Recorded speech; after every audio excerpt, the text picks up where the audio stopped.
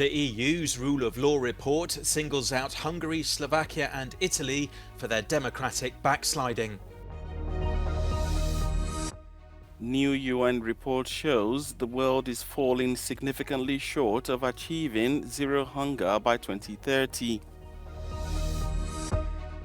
Israeli Prime Minister Benjamin Netanyahu has told the US Congress that America and Israel must stand together. The German government has started preparing for a potential return of the Trump administration.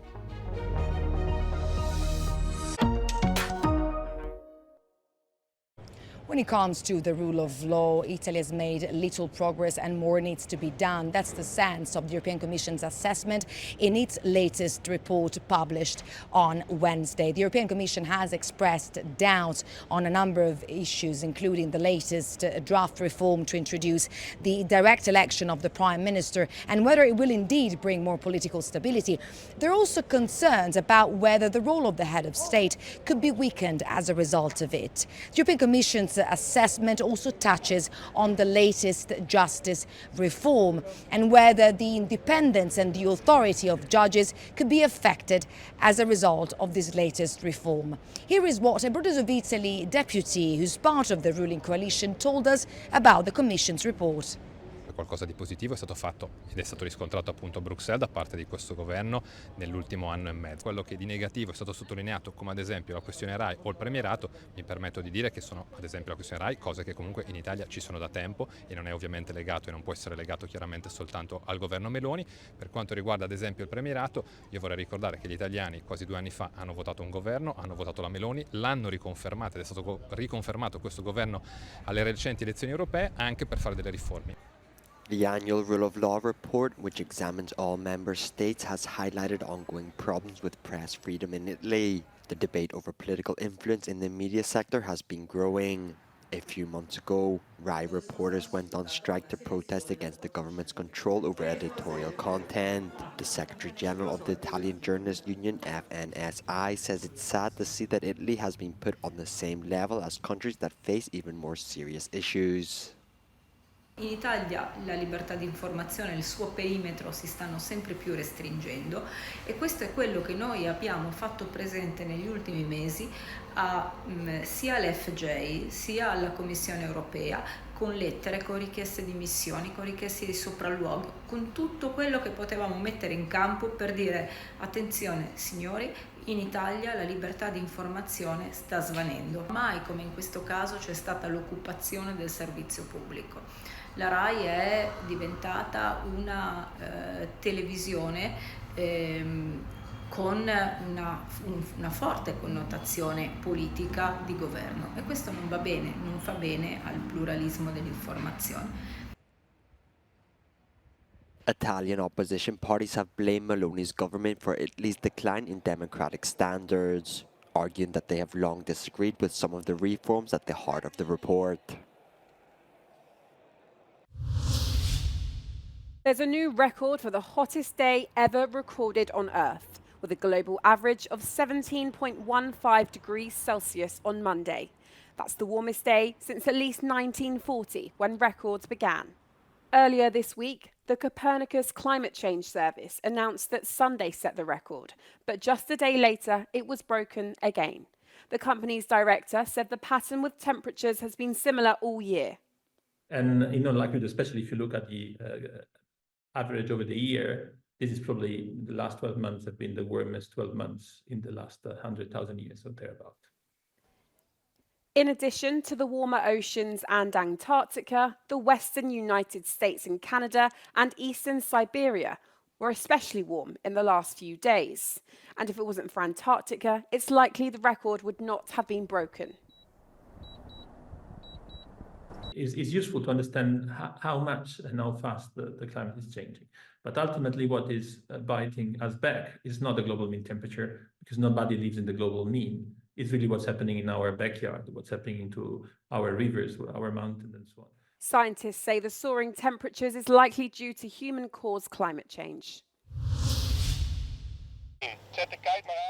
Two Dutch companies have received over €2 million each for the development of tidal energies, which is the extraction of energy from tides. The company, Equinox, works with a turbine that looks a bit like an underwater windmill, while the second company, Sea Current, has created a kite that rotates figure eights on a cable, which is connected to a generator on the seabed. De kite die gaat ongeveer voor 600 woningen elektriciteit opwekken. Dat is Hollem of Nes, het zijn onze twee grootste dorpen. En hopelijk volgen er meer in de toekomst. For both companies, the current in the sea as a result of ebb and flow is then converted into electricity. De reden daarvoor is dat het al heel druk op de Waddenzee is. We weten niet wat voor effecten het heeft op de natuur onder andere. En dan zouden andere zaken toch moeten verschuiven zodat er ruimte voor zou komen. But there are concerns over the profitability. Germany and Britain have signed a joint declaration committing to closer collaboration to enhance their defence industries, bolster European security and support Ukraine. German Defence Minister Boris Pistorius met with his British counterpart John Healey, who was welcomed with military honours in Berlin. Pistorius emphasised the desire for a closer partnership between Britain and Germany. Wir wollen und wir müssen noch enger zusammenarbeiten. Wir wollen unsere Beziehung auf ein neues Fundament stellen und deswegen haben wir heute die Joint Declaration unterzeichnet. Wir wollen unsere Rüstungsindustrie stärken. Erstens, wir wollen zweitens bei der Entwicklung, Produktion und Beschaffung von Waffen und Munition enger zusammenarbeiten. The new British government has vowed to reset relations with Europe post-Brexit. So with Keir Starmer now as Prime Minister and a new election mandate, this is a new government determined to reset relations with Europe. Not just by signing pieces of paper, but in the way that we act together, we work together, and that we make Britain democracy's most reliable ally. Mr. Healey will also travel to Estonia on Thursday to visit the UK troops stationed there. The Paris 2024 Olympic Games opened with a surprising 2-1 victory by Morocco's men's football team on the Pan American champions Argentina in Saint-Étienne. The game was interrupted for nearly 2 hours after multiple individuals stormed the pitch as Argentina scored the equalizer, then ruled offside in the 16th minute of stoppage time. Chaos also marred Israel's first Olympic game, as their national anthem was loudly cheered before the clash against Mali in Paris, which took place under tight security. Another stunning result came from Bordeaux, where Japan thrashed Paraguay 5-0, while France pleased the home crowds with a comfortable 3-0 win over the United States.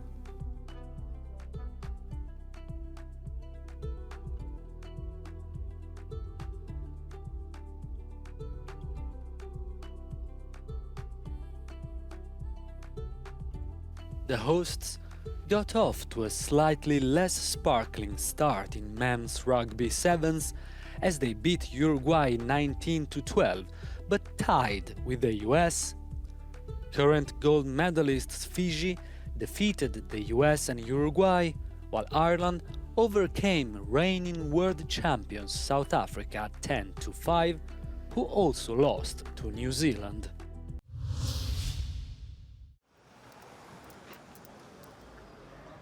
A memorial for Ukraine in front of the Russian embassy in Berlin serves as a constant reminder of the war. What has been less stable is support in Germany for Ukrainians.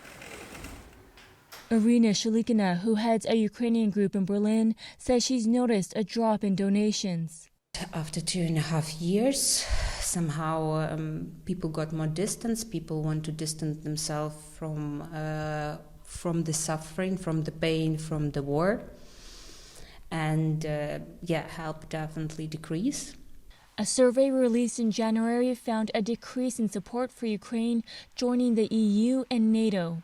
Another survey released in June found 42% believed Germany had done too much for Ukrainian refugees. Last month, a politician with the sister party of the Christian Democrats told the newspaper that unemployed Ukrainians should return to Ukraine. And some politicians with the Christian Democrats have complained about the amount of money Ukrainians are getting from the government and that not enough of them are working. Now Kyiv is also facing the risk of a decrease in financial support. Germany is planning on cutting in half aid for Ukraine, expecting the country's needs to be met by money from the G7 and Europe. Radarish Kaiservetter, the Christian Democrat who sits on the Foreign Affairs Committee in Parliament, told Euronews that the reduction is scandalous. He said that Germany must provide more resources to Ukraine and that the country's 1991 borders should be restored. Criticism over the reduction goes across the political spectrum. An MP with the Greens says Germany must maintain its aid for Ukraine. It's on symbolic level a problem because in the first it looks like that Germany is halving its support for Ukraine when it comes to money. In the end, I'm sure we will not do this, but in the moment it looks like that Germany will do it, and that's a problem. Shulikina says she feels Germans are misperceiving the war as something not connected to their lives. Also, Germany has to understand that because people start to fade in it, a way like war seems not reachable, but war is literally next door, and Germany is not an island somewhere in the middle of nowhere. We are so much connected here to each other in Europe.